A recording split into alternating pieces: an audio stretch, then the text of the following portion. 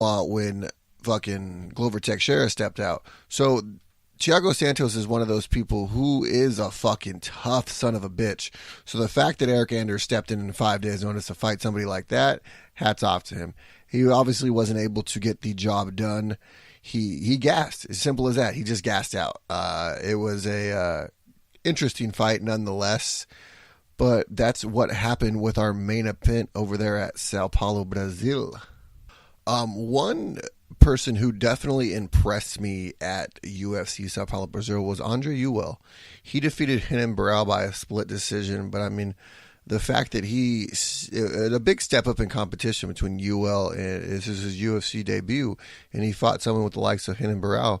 Like I said, Renan Barão was on like a fucking 7-year win streak. Like he was murdering everybody. And Andre Ewell came out and showed that he was not going to shy away from the moment. He was not scared of the moment, and he was not scared of the opponent, Renan Barão. At light heavyweight, Little Nog defeated Sam Alvey by TKO. That was a hard one to watch. Sam Alvey got knocked the fuck out. I mean, it's very unfortunate. I like Sam Alvey a lot. I've actually been in talks with him here recently about getting him on the next episode. So hopefully that all comes to fruition. But yeah, Little Nog took his head off. Cowboy Oliveira also beat Carlos Pedersoli Jr., and that was the co-main event for Sao Paulo. So Sao Paulo did not give us the main event that we expected, but it was a very good night of fights nonetheless. Like I said, I'm very impressed with somebody like Andre Ewell. Stepped him on his UFC debut, and he fought a fucking tough UFC veteran in Renan Barão, next champion in that division.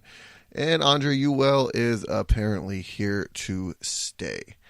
So now that I've recapped UFC Sao Paulo, Brazil, now that I've talked about Bellator 206, it is officially time to break down what the UFC is calling the most important fight in their history, UFC 226, which is headlined by a UFC super fight. For the 155-pound title, Khabib Nurmagomedov will take on Conor McGregor. Now, Conor McGregor has not fought in the UFC for 2 years. He has not fought in combat sports for a year. As you know, he took that little time off and went and took on Floyd Money Mayweather over there in boxing.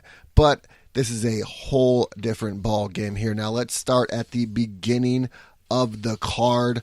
Now, I'm not exactly sure how the official card is going to play out now that we know that we have lost Sean O'Malley from the card with a possible USADA violation. But at the beginning of the card, we have Lena Landsberg taking on Yana Kunitskaya. Yana Kunitskaya fought her UFC debut against Chris Cyborg last March. Lena Landsberg has also taken on Chris Cyborg. So two people that Chris Cyborg is obviously familiar with. But this is a fight at Yana Kunitskaya's natural weight class. She's a 135er. She is not a 145er. So let's see what she can actually do in the UFC's 135-pound division. This will be her first official fight in that division for the UFC. Also, the 135-pound division is going to be represented by one Aspen Ladd versus Tanya Evinger. Now, like I said, I'm not entirely sure how it's going to be placed. That was originally supposed to be the first fight on the Fox Sports 1 prelims, but now I'm not quite sure. I'm really impressed by Aspen Ladd. She's 6-0. She's undefeated in her MMA career, obviously, as I just stated. But she is definitely here to stay. We will see what type of noise she can make in the UFC's bantamweight division. I believe she's ranked 9. Don't quote me. But I mean, hell, the future is bright for her. Now, the one fight I definitely want to talk about is a 125-pound fight, which could eventually be for Henry Cejudo's 125-pound champion. The winner of this could walk out and challenge Henry next very easily. And that is Sergio Pettis versus Furcio Formiga. Pettis has definitely deserved a title shot. He has already fought UFC's flyweight champion Henry Cejudo before. He fought him at UFC 218. Henry pulled out the decision victory that night. But Sergio holds a split decision victory over Joseph Benavidez, and Benavidez is the guy who was beating Henry Cejudo. So if Sergio Pettis can get past Versio Formiga, which that's not an easy fucking fight for Pettis. I really think that this is probably going to be one of the toughest fights of his career. Definitely with all of the added stipulations around this fucking fight, being that it is for the next 125-pound title shot. If Demetrius Johnson cannot make it back, I feel like this is going to definitely boost the pressure, but pressure makes diamonds. And I think somebody like Sergio Pettis is a diamond in the making. I feel like he could definitely carry this flyweight division into a non-DJ era, if you can see that even happening. But that's definitely one to keep your eyes on. Like I was going to talk about, I definitely wanted to talk about Sugar Sean O'Malley. I think he is a fascinating character and a UFC star on the rise. But unfortunately, we will not get him at UFC 229 due to those potential doping violations. I don't know what the outcome of it's going to be. I don't know how it's all going to play out. No one really does, except for the UFC. No, not even them really. Only USADA knows how it's going to play out. So hopefully we see Sugar Sean O'Malley back in the UFC very soon. Hopefully we can get this all squared away. Maybe we can get him in the December card at T-Mobile Arena, where Cyborg is taking on Amanda Nunes. But I don't know, that's just wishful thinking for us that are close enough to make it to those Las Vegas cards. Now, even with all the rescheduling, the one fight that should be kicking off these main event pay-per-view fight card should be the number 8 UFC strawweight contender, Michelle Waterson, taking on the number 9 UFC featherweight contender, Felice Herring. Really like this matchup. I really feel like these two women can, with maybe another win or two, could possibly see themselves in that title picture. I mean, obviously, we now know Joanna Jędrzejczyk is going to be taking on Valentina Shevchenko for the now vacant flyweight title, so she's apparently out of the strawweight title picture for now. You have Jessica Andrade, who's probably going to be next. Claudia Gadelha is right there. Tatiana Suarez is obviously somebody who you really need to be looking out if you're in that strawweight division. That's someone you need to be looking out for because she is a definite contender, a very dangerous prospect, and someone who could very easily hold that strawweight title at one point in time. But this matchup between Waterson and Herring is a interesting one. Definitely, it could go either way. Karate Hottie could obviously stick to the outside, use her karate to base her striking, and then take her out that way. Obviously, if Karate Hottie can keep this standing, the better it is. But if the Bulldog Felice Herring can get her down at all, I think it's going to be a long night for Karate Hottie, and I think Felice Herring will be able to just ride her out, just to get that decision victory like Felice does. But we will see at UFC 229 here on Saturday.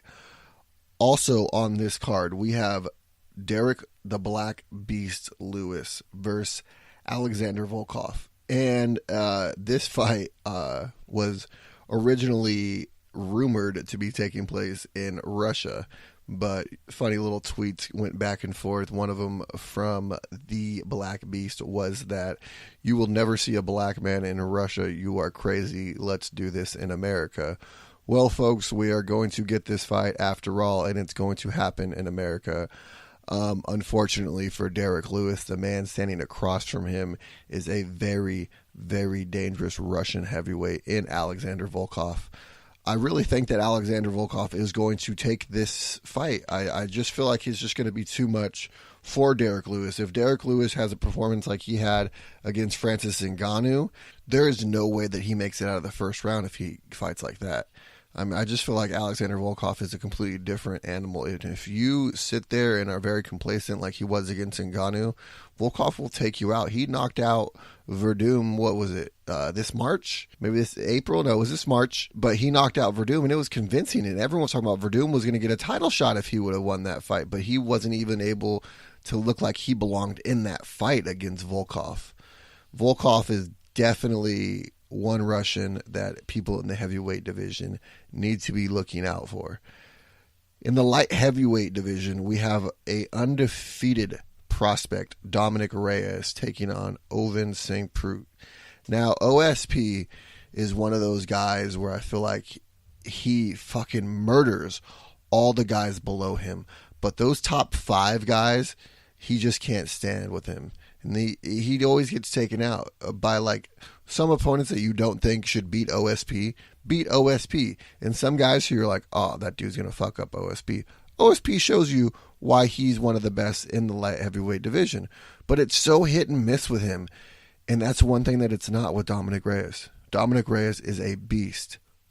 All of his fights are exciting. Every single one of his finishes were dominant. Dominic Reyes is very possibly somebody who could be controlling this light heavyweight division once DC finally bows out and takes his curtain call here in March. Even if it's not March, even if it's April or May, even if he pushes it back a little bit, I still see Dominic Reyes being a light heavyweight champion possibly by mid-2019, early 2020. That this kid is definitely dangerous, and he's got a bright fucking future here in the UFC.